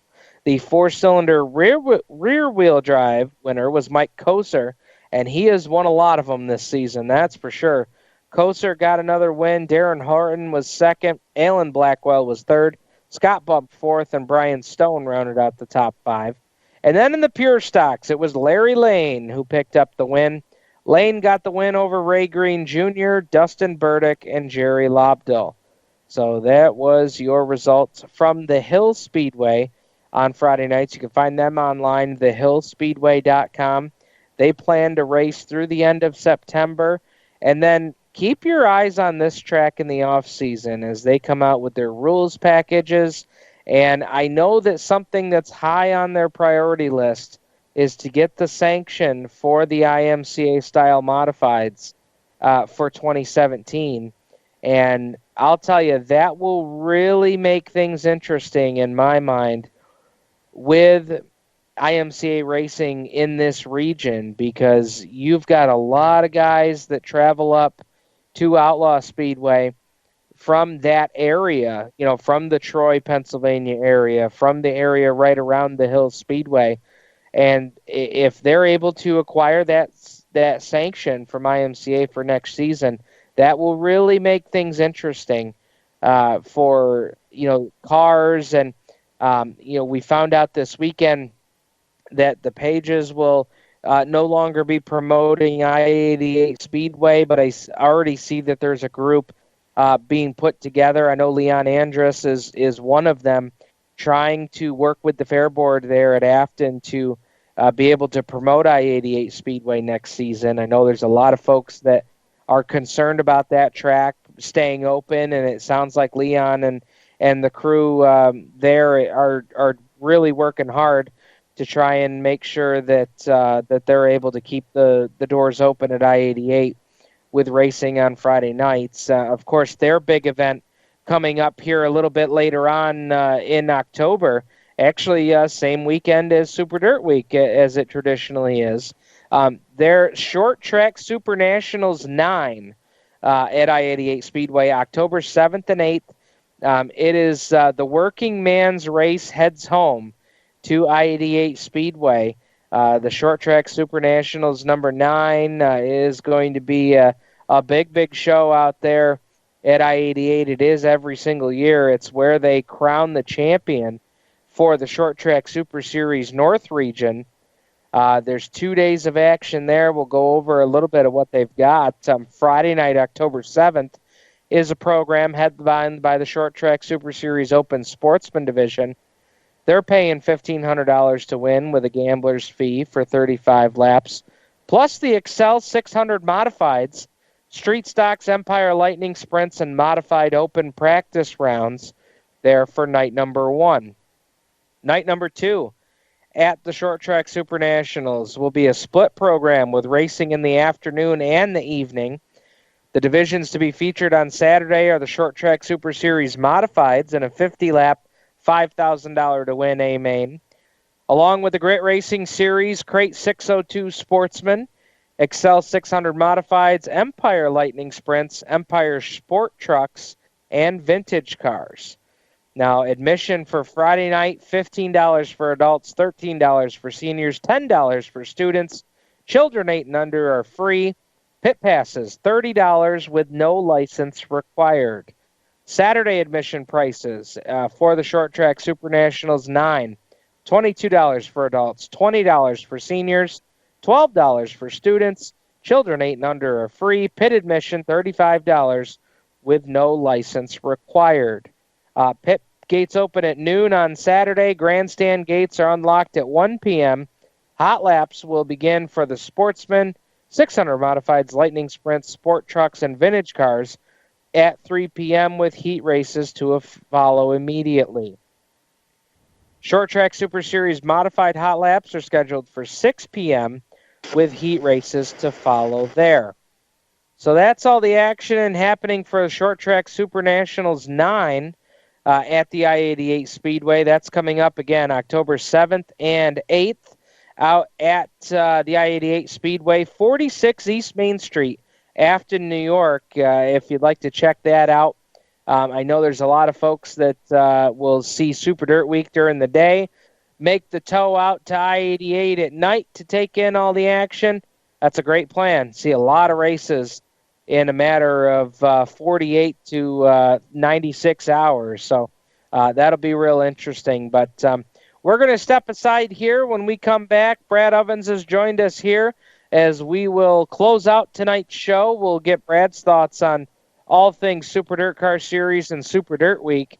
Coming up next here on Turn 5 Live on the Performance Motorsports Network, the voice of motorsports. For 17 years, Stock Car Steel has been a leading materials supplier to the racing industry. Now they're also an official motorsports content partner of Race Chaser Online. The biggest names in NASCAR trust Stock Car Steel for all their raw materials, such as carbon steel, chrome moly, DOM, aluminum, plastics, and much, much more. You can't build a race car without the basic materials, and Stock Car Steel is the place to get them. Don't forget to also visit Stock Car Steel's sister company, SRI Supplies, for racing and industry. SRI is your number one source for all your shop supply needs. Nuts, bolts, rivets, tapes, adhesives, cutting tools, chemicals, body shop supplies, paint shop supplies, lubricants, and more. A well-stocked race shop is a winning race shop, and the road to winning begins with 3 letters, SRI. For more information, visit stockcarsteel.com and SRI-supplies.com. You can also find them on Facebook at Stock Car Steel and Aluminum, or call either company toll-free at 1-888-752-7272. Creekside Entertainment is the official DJ, photo booth, and uplighting company of Turn 5 Live and the Performance Motorsports Network. Stuart Ovens and his staff at Creekside Entertainment are professional and experienced with events of any type. Creekside Entertainment specializes in wedding packages that are affordable and fun, and they are ready to serve you with the most up-to-date music and karaoke selection. If you can sing it in the shower, you can come out and sing it with Creekside Entertainment. And don't forget about the Creekside Entertainment photo booth and uplighting service that will transform your wedding or party into an event the family will be talking about for years. Trust the entertainment company that racers trust. Call Stu at area code 315-481-9700 or visit them online at creeksideentertainmentdj.com. You can also find them on Facebook and Twitter. Creekside Entertainment, division sponsor of the Black Rock Bandits in 2015. We're growing like crazy and need account reps who know their way around agencies, the internet, and social media. Got connections? Or do you know how to get to the decision makers? Are you fearless? We need you. Internet radio, or as we call it, wireless mobile radio, is rapidly becoming the place to be with almost limitless income potential. So contact us to get involved with the fastest growing professionally produced group of internet radio stations in the world. Your imagination is the only limit here. Call 717-749-0444. That's 717-749-0444. Or you can email us at scorpionradiogroup@gmail.com. You want to ask for Sue. Hi, race fans. This is Matt Shepard, and you're listening to Turn 5 Live on PMN. Well, Matt Shepard bringing us back from commercial break here on Turn 5 Live on the Performance Motorsports Network. Stephen Ovens being joined now by Brad Ovens on the Race Chaser Online Skype chat line. Brad, I know you're feeling a little under the weather, but we appreciate you joining us here to close out the show. Yeah, it's always good to get on and talk some local dirt track racing and, you know, all the exciting things coming up here, coming into October now. So I've got a nice case of the fall crud, as I take it. Oh, yeah, wonderful job in healthcare. You get everything early and get it out of the way, so hopefully this is to a good winter season. There you go. Matt Shepard bringing us back from commercial break, and so I guess I'll start there. He made some news a little earlier this weekend as he was not exactly enamored with the fact that the small block's able to run alongside with the big blocks on the Super Dirt Car Series. Everybody's had their opinion on it, but curious to yours. Where do you fall on that? You know, I was listening to some of his comments in his Victory Lane, and I've been thumbing through the Super Dirt Car Series rulebook here for 2016, and you know, the only thing that I can really see about engine-wise for the Super Dirt Car Series, for the Big Block Series, is the maximum displacement and the minimum displacement of a motor. So I guess, you know, I'm not sure what the exact, I don't want to speculate on what Danny Johnson and the Generali crew had in the car or how big or how small of a motor it was, but, you know, and again, you know, I may be looking at something completely different than what they're going by. So, you know, I think if it's one of those matters where it's a true dirt 358 small block, I think he might have a legitimate, you know, for what I can see in the rule book here, he might have a legitimate complaint about it. But then again, I know every racing series and tour has somewhere in their rule book, just like we do on CRSA and the Patriot Sprint Tour, there's a rule in here, I'm sure, that says that any race official can, you know, basically at any point in time, a race official can make a judgment call, and whatever they go with in their judgment is what is used. So, you know, it's basically you know what, if we decide to allow it, this is what we're going to do, and, you know, basically don't question us on it. All right, fair enough. We see some pictures coming through today of the first couple of truckloads of clay and dirt being laid down to Oswego Speedway. What were some of your first impressions when you saw the photos? This is all becoming pretty real now. You know, I was kind of surprised. I was wondering how. I mean, I know we've seen the inside metal rail of Oswego that is obviously there is the inside wall of the track. You know, I hadn't heard or I hadn't remembered that they were going to put the jersey barriers like what the mile used to have on the inside of most of the track. So, I mean, that was kind of cool. That almost kind of made me feel a little more at ease with having everything at Oswego and putting the clay down. But I tell you, you know, they're definitely not taking any shortcuts, and they're making it big and spectacular. And I'll tell you what, I got thinking about it today, and I posted on Twitter that, I'd really like to see even some sprint cars turn some laps on Oswego with the dirt down, because I think with those long sweeping corners and the straightaways, there really isn't going to be a lot of the racetrack that I think the cars are going to be going straight on. I think those guys are going to be hanging them out sideways and arcing them through the back stretch and even down the front stretch, most of the front stretch. I think there's going to be very little of the track that they're going straight down. So it's going to be interesting, but man, I'll tell you what, I'd love to see a sprint car take some laps around that place. The thing that kind of occurred to me when we saw the pictures of particular is, those jersey barriers on the bottom to help, keep the dirt out of the drainage area. That really reminded me of Syracuse. It almost reminded you of the Moody Mile. That's what I thought anyway. Yeah, no, absolutely. That was the exact first thing I thought when I saw the jersey barriers was, holy cow. I can't tell you, I can't explain the feeling that I had that hit me when I saw it, but it was one of those, flashback moments. It's kind of like, holy cow. It's one thing to hear about it happening and you think in your head, oh God, how's this going to go? But once you actually see them laying the dirt down and you see the track covered with dirt, and, a lot of guys and a lot of people on social media were commenting about it, how, seeing it makes you really believe it. And, I was kind of skeptical that this would work out up there at Oswego, but man, I'll tell you what, I think it's going to be one heck of a show. The other thing that really struck me today too was the whole fact that they really put quite a production today with the dump trucks dumping the first loads of clay on the front stretch. They had a full press conference, media there. I mean, I really shouldn't have been surprised to see all of that. This is dirt track racing's biggest party. And I got to hand it to Jeff Hockman, Danny Kapuzinski, the Teresi family, the dirt car officials. They are really, this is not just another race. This is going to be something special. It's one of those things that it's certainly not going to be Super Dirt Week like we've known it, for all of our lives. But at the same time, it is still Super Dirt Week.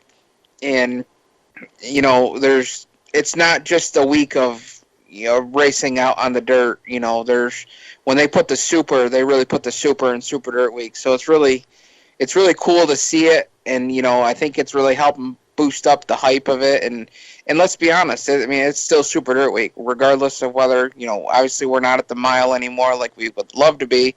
But at the same time, it's still Super Dirt Week. It's still the one that everybody has circled on the calendar. Very good. Another final thought here, Brad. We've got $1,500 to win for the street stocks. If you can win that, you get a guaranteed spot for the Woodhall 100 the next day and the Empire 100 October 22nd. If a driver could win Friday night at Outlaw and Saturday at Woodhall this weekend, an additional $200 bonus from Creekside Racing and Turn 5 Live. What are the chances you think somebody could pull that off this weekend to win the September Street Stock Sweep? It's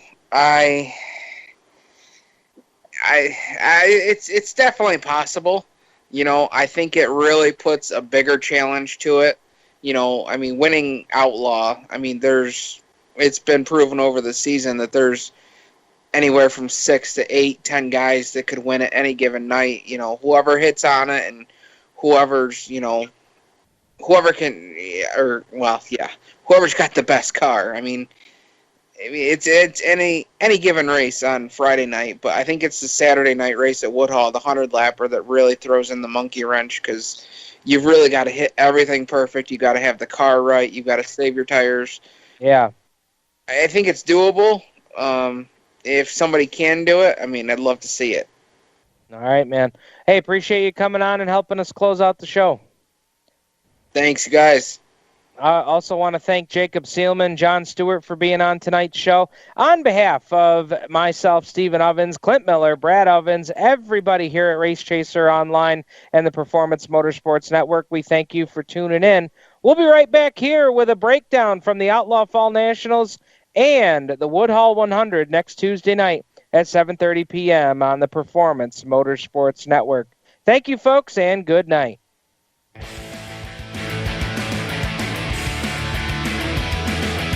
Turn 5 Live is a copyrighted production of the Performance Motorsports Network.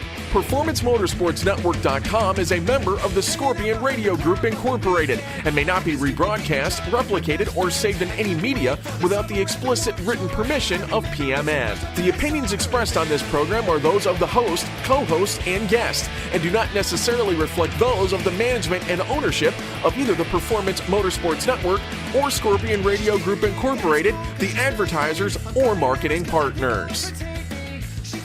Thank you for listening to Turn 5 Live. You can listen to Turn 5 Live every Tuesday night right here on the Performance Motorsports Network. Stay tuned for more great PMN programming. Everything's better when she's around. Coming to the parents go out.